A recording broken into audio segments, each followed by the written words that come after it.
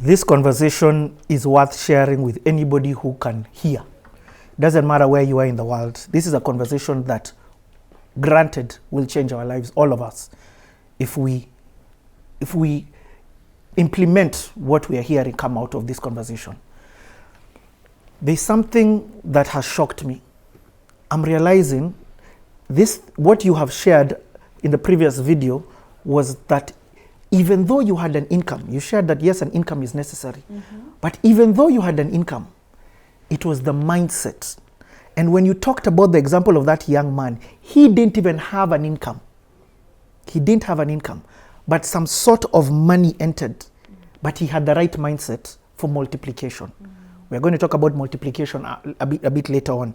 But Pius, I'd like to hear from you. For you, when did this thing begin? I used to go to a church called Nairobi Lighthouse Church. And there was a gentleman there. You probably seen him on social media. It's called Amos Ngahu. Yeah. He talks about money. He talks about money. He was just starting. Nobody knew him then. Very young consultant. And he was like, Pius, I need to come and talk to you about money and finances. I was a CFA charter holder. I was a CPA finalist. I mean, seriously.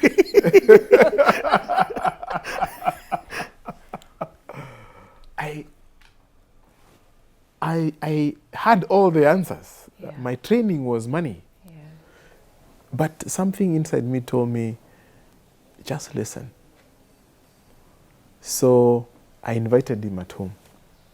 He came home.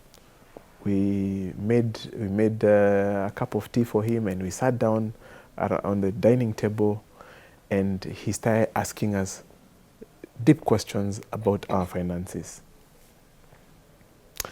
He even gave us homework to do our family balance sheet, and that exercise really captured me, because as I started doing that, I even realized I had forgotten that we had some assets.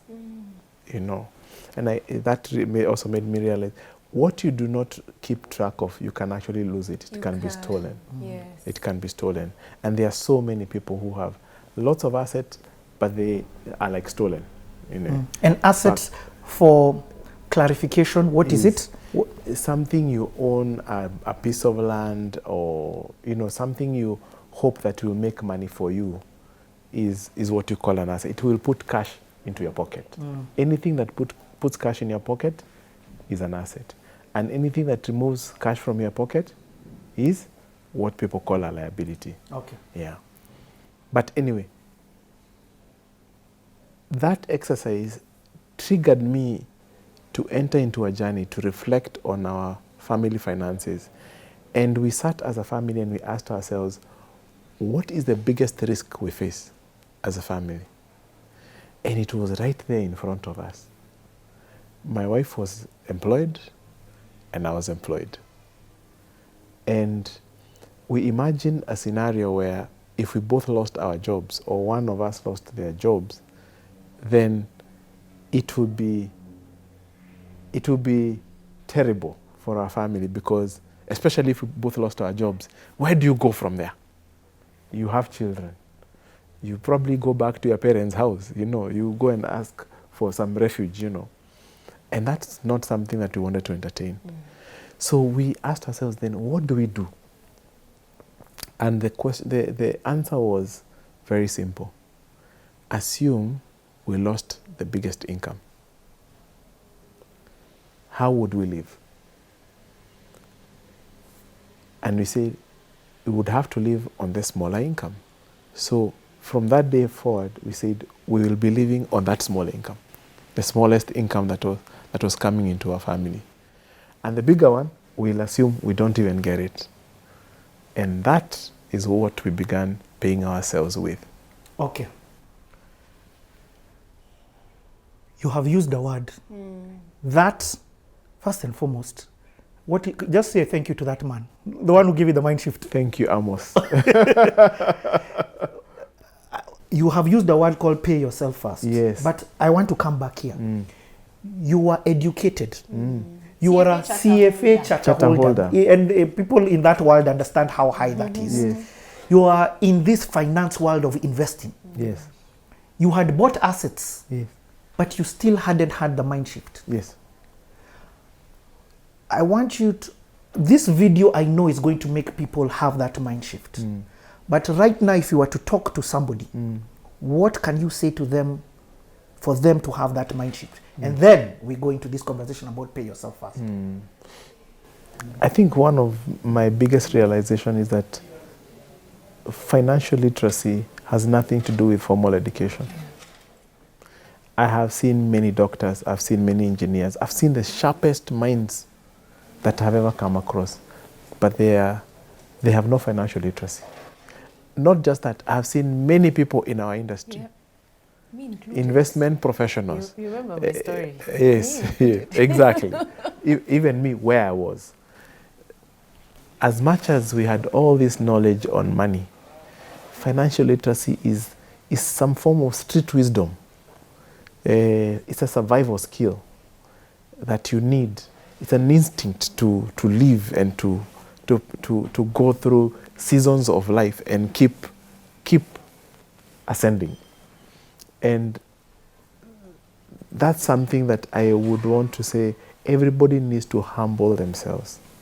Put aside all the knowledge you have, all the degrees you have, and come back and look at things in a very simple fashion.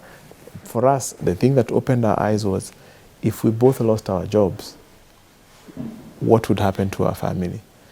And that became a starting point of my journey in financial literacy. And everything that we have spoken after that, and we are speaking right now, started from that point. Yeah.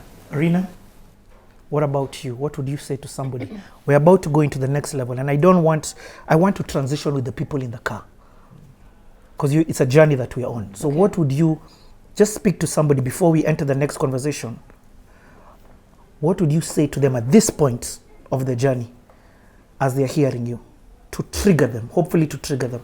Yeah. I think one of the things that I hear a lot of people say that I interact with is, I don't earn enough. I'm not from a rich family. I'm in so much debt. When am I even going to be able to start? Now, for me, the people who have impacted me most in my financial literacy journey have been those who are low income earners. Like, honestly, when I look at the people who've worked for us, when I look at, like the tea girl at our office some time ago, there's a gentleman I talk about all the time called Kibewa Mei. When I look at the student that I mentioned earlier, those are the people I've been like, Azim, like, how have you done this? There's somebody who shared a story with me, and he said how he used to go visit his wife at work, and they moved for different reasons. But one time they had moved offices, and he went to this office in Kilimani. When he got there, the person who opened the gate was just such a nice guy. He was a KK security guy. Let's call him. Have some water? Yes, please. Yes, have some water. We're not stopping to roll. Okay. So people know that we're not re-editing. Okay. So he was a security guy who was, let's call him Wafula. So Wafula opens the gate and welcomes him. Hey, good morning. How are you? Karibu sana, park your car.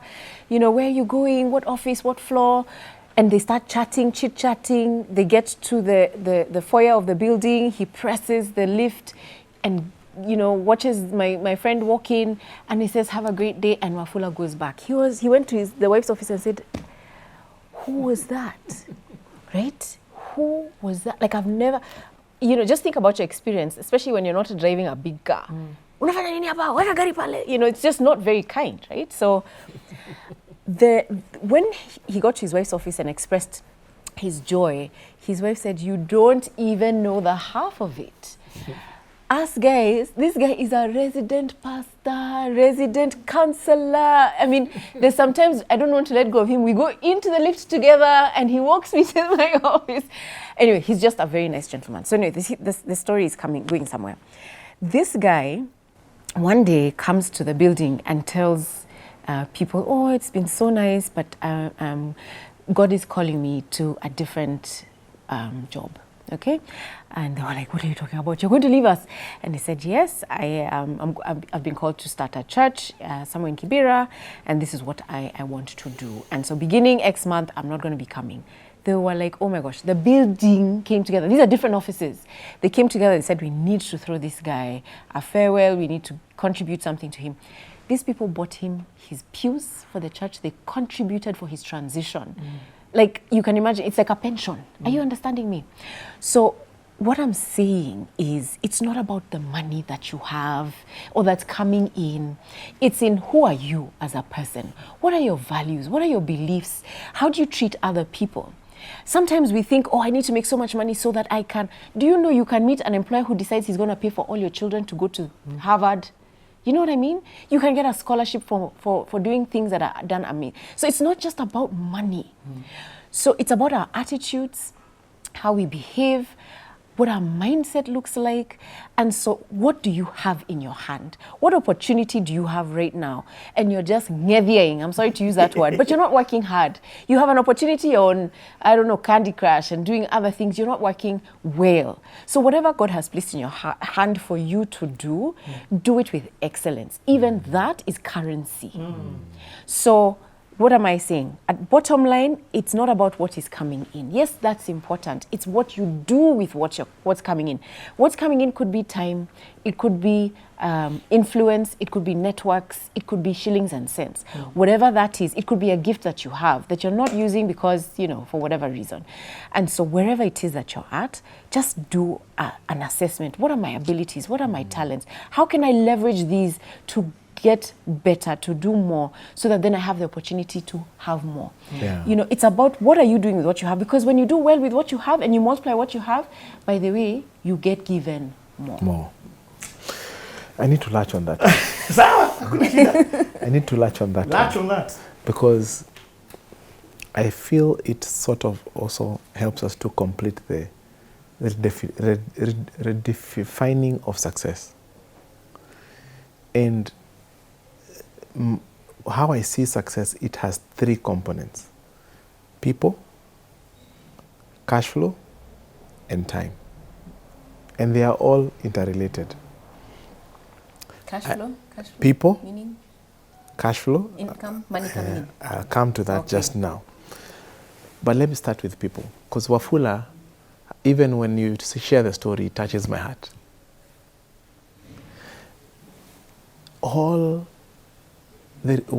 Today what you call the richest 1%, who I think last year were owning about 45.6% of all global wealth, just 1% of global population. They have one thing in common. All of them are doing something great for humanity. All of them, without exception. In fact, Elon Musk will say, I've had Elon Musk, he does not own a yacht, does not even own a home. All his money is in Tesla and SpaceX to solve big global problems.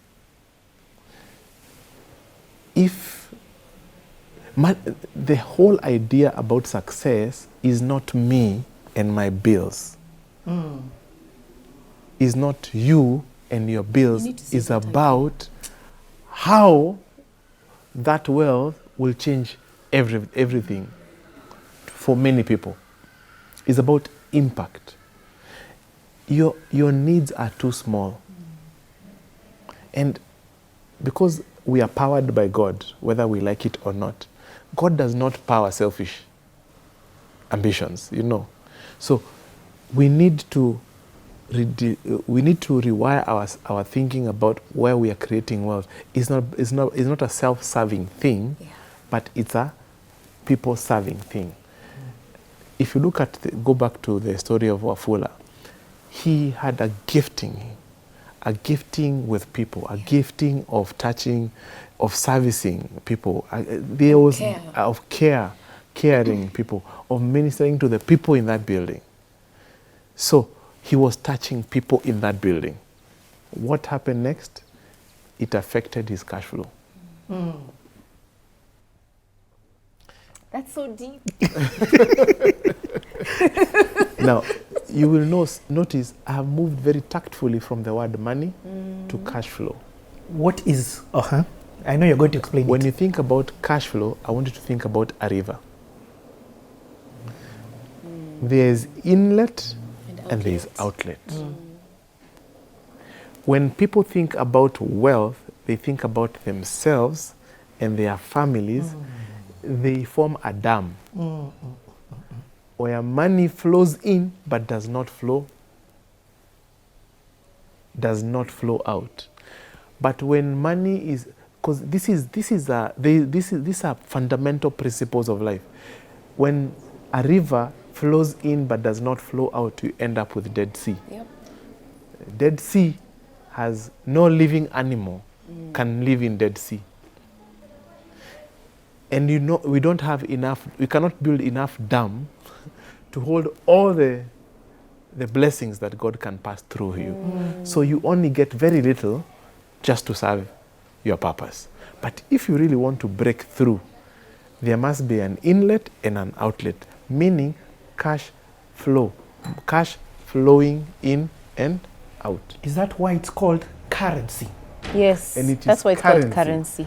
You get it? Because it flows. Yes, it flows. So this Wafula ministered to people, touched people's lives. And because of that, he didn't even need to talk to anybody. He just said, I'm leaving. And they said, no, we're not going to let you go just like that. We're going to throw a farewell. But I'm sure they were not just throwing a bash where they eat and they leave. They were going to put cash in his hands. Yep. Cash flow. Oh. Wow. So cash was flowing into him, and he was going to start a church where cash was going to flow out. So the guy has set himself up in a big way for big success. Now, this is where it gets interesting.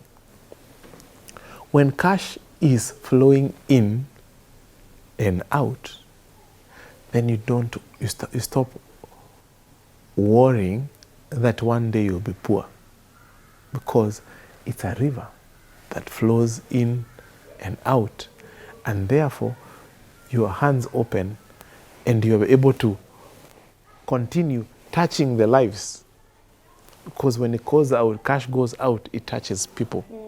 You get it? And the more it is touching people, the more it is So just clarify. coming in. The out is not to my expenses. The expenses are too small.